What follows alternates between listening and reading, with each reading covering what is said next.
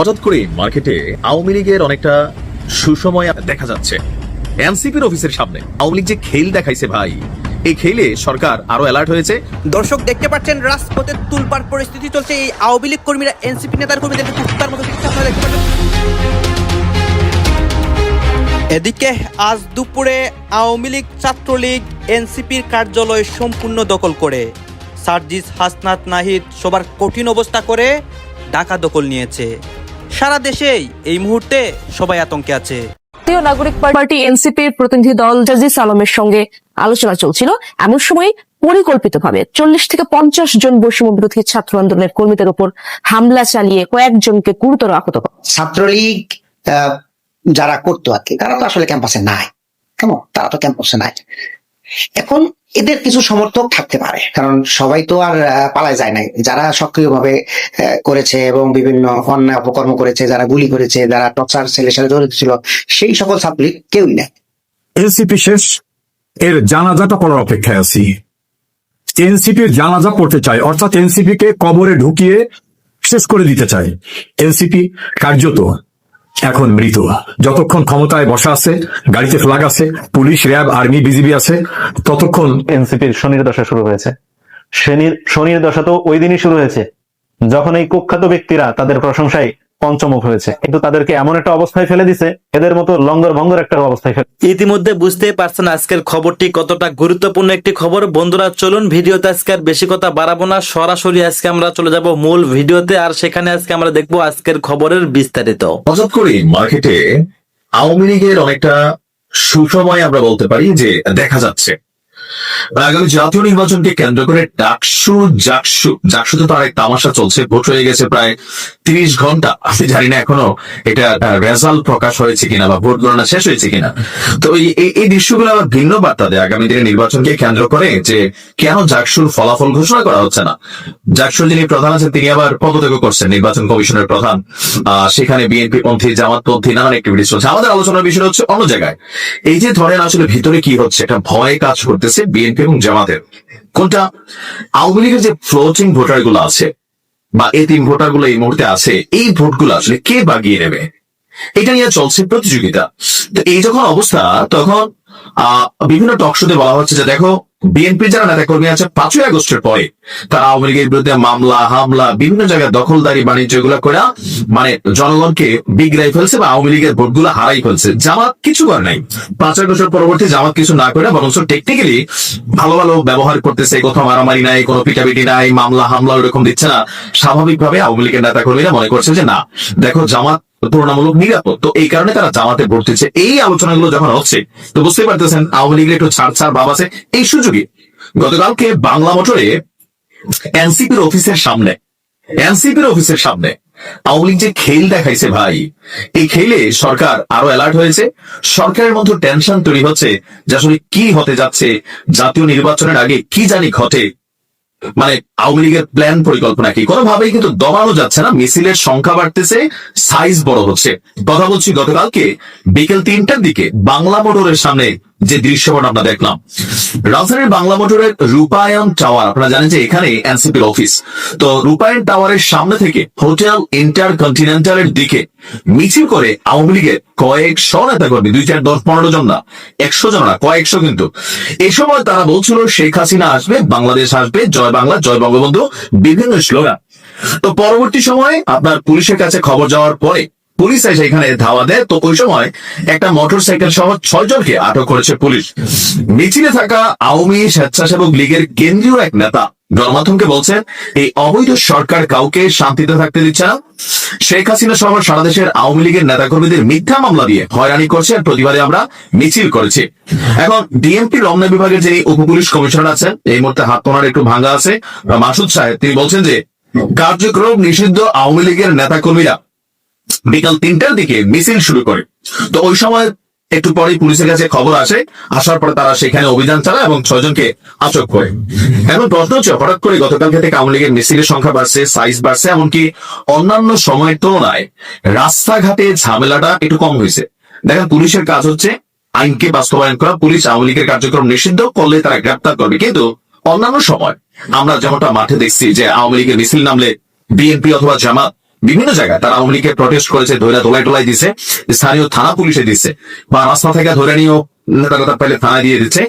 গত 3-4 দিন যাবত আপনি দেখেন গণমাধ্যমগুলোতে এগুলো এরকম কোনো নিউজই নাই। আমি তো নিউজ খুঁজি আপনাদের জন্য, তাই না? আমি এরকম নিউজ দেখতেছি না, কারণ এখন দুই দলের মধ্যে একটা কনফিউশন তৈরি হয়েছে। ডাকসুর নির্বাচন জামাতের স্পিড 100 বাড়াই দিছে, আর ডাকসুতে জামাতের এই জয়ের পেছনে আওয়ামী লীগের ভোটগুলা কানেক্টেড। এই বক্তব্য যখন মির্জা আব্বাস সাহেব দিলেন, আর বিভিন্ন নেতারা দিলেন, তখন থেকে লোকাল যে নেতাকর্মীরা আছে বা এমপি প্রার্থীরা আছেন জামাতের বা বিএনপির, তারাও কিন্তু তাদের নেতাকর্মীদের সম্ভবত নির্দেশনা দিয়ে দিছে যে সন্ত্রাসী অপরাধী না হলে সাধারণ আওয়ামী লীগের যারা ছিল রাজনীতি করছে, দেশে তখন বৈধ রাজনীতি করছে, তো এদেরকে ডিস্টার্ব করো না, কারণ একজনকে ধরলে মিনিমাম 20টা ভোট নষ্ট। ধরেন এখন বিএনপির যে কোনো একজন নেতা আওয়ামী লীগ করতে কোনো একটা কর্মীকে একটা থাপ্পড় দিল, এই থাপ্পড়ের রেজাল্টে তার 20টা ভোট নষ্ট হচ্ছে। কিভাবে?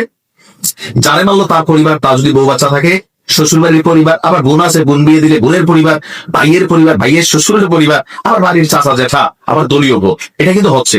বিএনপি বুঝে গেছে জাকসুতে তাদের পরাজয়ের পর জাতীয় নির্বাচনেও তারা পরাজিত হবে। এই জন্য পরাজয় মেনে নেওয়ার প্রস্তুতি তারা শুরু করেছে। মেনে নেওয়া তাদের আসলে একটা মজার বিষয়। দেখেন, বিএনপি এমন একটা ধ্বংসা দলে পরিণত হয়েছে, তাদের নির্বাচন বর্জন, বয়কট, ফলাফল মানা না মানার 4 আনার দাম নাই। ক্লিয়ার? যেমন ডাকসু নির্বাচনে ফলাফল প্রত্যাখ্যান করছি বলেছিল বিবেকে নিজে, কোনো লাভ হয়েছে? একটু প্রভাব পড়েছে। ওরা ফলাফল প্রত্যাখ্যান করতে হবে কি না করলে কি, তুমি কে? কোন চ্যাটের বাউতে? তোমার প্রত্যাখ্যানে কিছু আসে যায় না, তুমি ঘুমাও। এই হচ্ছে বিএনপি। এরপরে জাকসুতে নির্বাচন বর্জন করে, আরে বাবা তুমি কে? তুমি বর্জন করলেও বা কি না করলে তোমার কথা কেউ চলে? তোমার বর্জনে কোনো গুরুত্ব আছে, ভ্যালু আছে? আচ্ছা, কোনো ভ্যালু হয়েছে দেখেন তো? জাহাঙ্গীরনগর বিশ্ববিদ্যালয়ে নির্বাচন ঠেকেছে না? এই যারা নির্বাচিত হচ্ছে তাদের শপথ ঠেকবে না? কি হবে বলেন তো? কোন ভোটার ভোট দেওয়া থেকে বিরত থেকেছে না? আপনার দেখছি উল্টা চিত্র, যে ছাত্রদল নির্বাচন বর্জনের ঘোষণা দিয়েছে, ভোটার বেড়ে গেছে। আমি জানি না যে কি হবে, এটা হলো, এটা কি শিবিরের চপে টাকা না ন্যাচারালি এটা হয়েছে? ছাত্রদল নির্বাচন বর্জন করেছে 4টার একটু আগে, অথচ রাত পর্যন্ত ছাত্ররা লাইন দিয়ে ভোট দিয়েছে, রাত পর্যন্ত। কারণ ভোট গ্রহণের সময় 5টা পর্যন্ত, নিয়ম হচ্ছে 5টার আগে যারা লাইনে দাঁড়াবে তারা ভোট দিতে পারবে, তাদের 8টা বাজলো। রাত 7:30টা কোনো একটার দিকে ভোট হয়েছে। এত উচ্চে পড়া ভিড়, সকালে বৃষ্টি বা আবহাওয়ার কারণে বা জাহাঙ্গীরনগর বিশ্ববিদ্যালয় ছেলে একটু ঘুমায় বেশি, নিরিবিলি পরিবেশ। বর্জনের পর ওরা দেখিয়ে দিয়েছে তোমাদের বর্জনের দাম নেই। তো এই জন্যে এই বিএনপি পরাজিত হলে তো একটা এক্সকিউজ দিতে হবে, বলবে ফলাফল মানি না, বর্জন, কারচুপি হয়েছে। আবার বলবে ওরা জামাত জিতেছে, কি বলবে? দেখেন না, অলরেডি বলছে যে ছাত্রলীগের ভোটে জিতেছে, এরকম নানান কথাবার্তা। আবার একটু সান্ত্বনা নিচ্ছে নিজেরা, ডাকসু জাকসু এটা মানে কি বাংলাদেশ? জাতীয় নির্বাচনের সাথে সম্পর্ক নেই। আরে ভাই, জাতীয় নির্বাচন এরকমই হবে, আপনাদের এর চাইতে বেশি বড় হবে। কারণ কি, ওই ইতিহাস বলে ডাকসু জাকসুর লাইনেই হাঁটে বাংলাদেশ, বেশিরভাগ ডাকসুর লাইনে হাঁটে বাংলাদেশ। এবং সারা বাংলাদেশে পারসেপশন তৈরি হয়েছে বিএনপির দিন শেষ, জামাত শিবিরের বাংলাদেশ। যে তরুণ প্রজন্ম নব্য ভারতের দালালদের গ্রহণ করে না, আওয়ামী লীগের বস্তা পচা ন্যারেটিভ যারা গ্রহণ করে তাদেরকে এই দেশের জনগণ গ্রহণ করে না। বাংলাদেশের টেকনাফ থেকে তেতুলিয়া, রূপসারা থেকে পাতুরিয়া, প্রত্যেকটা ইঞ্চিতে এই দাওয়াত, এই মেসেজ পৌঁছে গেছে বিএনপির দিন শেষ। অর্থাৎ জাতীয় নির্বাচনের প্রভাব পড়বে। আপনারা দেখেছেন প্রভাব পড়বে, যে তা আসলে আমার বাংলাদেশের সচেতন প্রায় 95% মানুষ গভীর রাত পর্যন্ত ডাকসু ফলাফল জানার জন্য জেগেছিল। বাংলাদেশের ইতিহাসে 2001 সালে নির্বাচনের আগে এত আগ্রহ কোন ফলাফল জানার জন্য কখনো হয়নি। 1 সালের পর 8 সালেও এটা হয়নি, শুধু 1 সালে নির্বাচন এটা হয়েছিল, টান উত্তেজনা। তো এই জায়গায় এই ডাকসু জাকসুর প্রভাব আরো ভয়ানক ভাবে জাতীয় নির্বাচনে পড়ে। বরং ডাকসু জাকসুতে একটা ঘটনা ঘটছে, দেখবেন যে দিন যত সামনে যাবে ছাত্রদলের পরাজয় আরো বাড়বে। যেমন ডাকসুর চাইতে জাকসুতে পরাজয়টা আরো ভয়ানক, এবার রাকসুতে পরাজয়টা হবে আরো ভয়ানক। কেন জানেন? যেমন ঢাকা বিশ্ববিদ্যালয়ে ডাকসুতে কিন্তু ছাত্রদল অতগুলো ভোট ছিল না, সাপোজ 4,500 ভোট পেয়েছে বিপি ক্যান্ডিডেট, এত ভোট কিন্তু নাই, ওদের ভোট হচ্ছে 1,000। তাহলে আরো 3,000 ভোট কিভাবে পেল? এটা একটা মজার ব্যাখ্যা। ওদের ভোট বলতে ওদের সাংগঠনিক ভোট, আর কাউকে ইমপ্রেস করার সক্ষমতা রাখে না। কারণ এই আবিদ যে ছেলেটা একটা 3rd ক্লাস অনেকে মজা করে হিজড়া টাইপের ছেলে এইভাবে বলতো, মানে এদের এইসব অপদার্থ বা অযোগ্য ছেলেদের মাধ্যমে কাউকে ইমপ্রেস করা সম্ভব না। হামিম ছেলেটা স্মার্ট এবং হামিম ছেলেটা রাজনীতি আছে, ও ভবিষ্যতে ভালো করবো, তো এমপি হবে এবং ডাকসুতেও যদি ছাত্রত্ব থাকে, যদি নির্বাচন হয়, নিশ্চিত হামিম ছেলেটা ভালো করবে, কোনো সন্দেহ নেই। ওর জন্য শুভকামনা।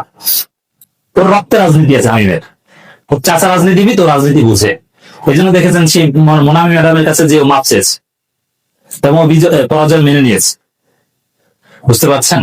আর আমি ওগুলো ফলাফল মানি না, মানে আবার হে বিশ্ববিদ্যালয়ের মতো কথাই বলতে পারেন, ঠিক মতো ঠিক মতো বক্তব্য দিতে পারেন, কণ্ঠই তো মেয়েলি মেয়েলি। তো এটা আল্লাহর দান, কিন্তু কণ্ঠ আল্লাহ যেভাবে দিক, কথার ধরনটা কিন্তু ওইভাবে সাজানো যায়, কিন্তু ওইটা অযোগ্যতা হোয়াটএভার। 24 জুলাই জঙ্গি অভ্যুত্থানের মাধ্যমে বাংলাদেশে যে জঙ্গিবাদের উত্থান হয়েছে, সেই অভ্যুত্থানের মাস্টার মাইন্ড জনাব মাহফুজ আলম, আপনারা সবাই তাকে চেনেন, পৃথিবী তাকে চেনে, কারণ সে বাংলাদেশের সেই কালার রেভলিউশনের মাস্টার মাইন্ড ছিল। ডক্টর ইউনূস পরিচয় করিয়ে দিয়েছিলেন। সম্প্রতি আমেরিকা সফরে গিয়েছিল, মনে আছে আপনাদের নিশ্চয়ই। সেখানে লাথি খেয়েছে, থাপড় খেয়েছে, এরপর হাই কমিশন অফিসে গিয়ে আশ্রয় নিয়েছিল, সেখান থেকে কোন রকম বেঁচে ফিরেছে। সে দুদিন পূর্বে লন্ডনে গিয়েছে সরকারি সফরে, তথ্য বাবা। যাওয়ার পর আজকে লন্ডনে মাহফুজ আলমকে নিয়ে স্লোগান হয়েছে, বিভিন্ন ধরনের ব্যঙ্গ করে স্লোগান দিয়েছে আওয়ামী লীগের নেতাকর্মীরা এবং মুক্তিযুদ্ধপন্থী একাধিক লোকজন। সব থেকে মজার যে ঘটনা ঘটেছে, তাসনিম খলিল নেত্র নিউজ নামে একটা সংবাদ মাধ্যম আছে, এই সংবাদ মাধ্যমের প্রতিষ্ঠাতা বা মালিক বলা চলে, বা সম্পাদক বা এডিটর, যাই বলেন না কেন, ফরএভার। তাসনিম খলিল হচ্ছে সেই তথাকথিত জুলাই জঙ্গি উত্থানের মাস্টার মাইন্ড। মানে অনলাইনে যত ধরনের গুজব প্রপাগান্ডা ছড়ানোর প্রয়োজন ছিল, প্রত্যেকটাই সুপরিকল্পিতভাবে ছড়িয়েছে এই তাসনিম খলিল, বনিয়ামিন, আরো কতগুলো রয়েছে, পিনাকি ইলিয়াস তো আছে, এছাড়াও আরো কয়েকটা আছে, জ্যাকব মিল্টন না কি যেন নাম। এই বাস্টার্ড, এই খনিকের ছেলেরা বাংলাদেশকে অস্থিতিশীল করার জন্য ডিপ স্টেটের টাকা খেয়েছে নাকি আইএসআই টাকা খেয়েছে জানি না, বাট বাংলাদেশকে অস্থিতিশীল করার জন্য যা যা করা দরকার অনলাইনে সবকিছু করেছে, সবকিছু করেছে। 1 বছরের ব্যবধানে তাদের আব্বা যান ডক্টর ইউনূস তো ব্যর্থ। এখন তারা পৃথিবীর যে প্রান্তে যাচ্ছে সেই প্রান্তে বেধড়ক মানে দরানি খাচ্ছে, কেলানি খাচ্ছে। এ পর্যন্ত মাহফুজ আলমের গায়ে হাত দেওয়া হয়েছে মার্কিন যুক্তরাষ্ট্রে, কিন্তু আজকে যে ভিডিও দেখলাম, তাসনিম খলিলকে রীতিমতো লাথি মেরেছে।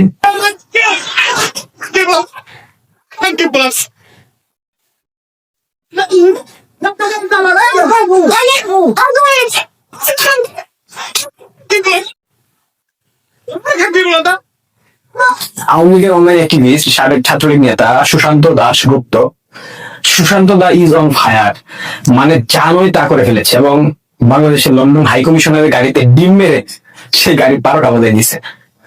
এইভাবে কেউ লাঠি খায় ক্ষমতায় থাকা অবস্থায়? এদের বাবা ইউনূস এখনো ক্ষমতা ছাড়লে এদের কি হবে জাস্ট চিন্তা করেন।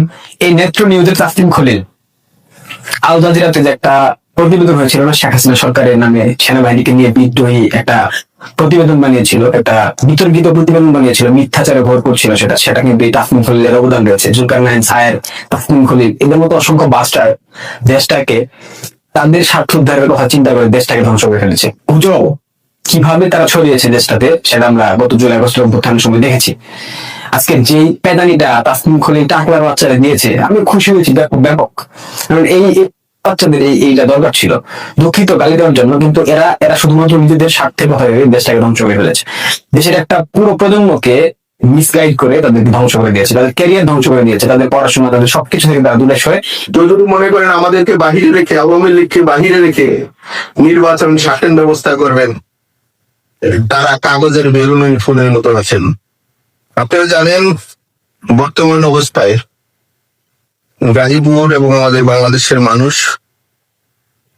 বিশেষ করে সাধারণ মানুষ এবং যারা রাজনীতির সাথে জড়িত, বিভিন্ন ভাবে সমাজের মানুষ, রাষ্ট্রের মানুষ এবং মুক্তিকামী মানুষ, যারা স্বাধীনতার পক্ষের মানুষ, তারা অপমানিত হচ্ছে, লাঞ্ছিত হচ্ছে, অনেকে হত্যা করা হচ্ছে, অনেকে পঙ্গু করা হচ্ছে, অনেককে সামাজিকভাবে সম্মানহানি করা হচ্ছে। ধন্যবাদ প্রিয় দর্শকবৃন্দু, আমাদের ফুল ভিডিওটি দেখার জন্য আপনাকে জানাই অসংখ্য অসংখ্য ধন্যবাদ। তো বন্ধুরা, আজকের এই নিউজটি দেখে আপনাদের কি মতামত অবশ্যই কমেন্ট বক্সে কমেন্ট করতে ভুলবেন না। আর হ্যাঁ, এমন নিত্য নতুন আপডেট খবর সবার আগে পেতে চাইলে এখনই আমাদের এই পিচ্চি সাকিব ইউটিউব চ্যানেলটি সাবস্ক্রাইব করুন। ধন্যবাদ।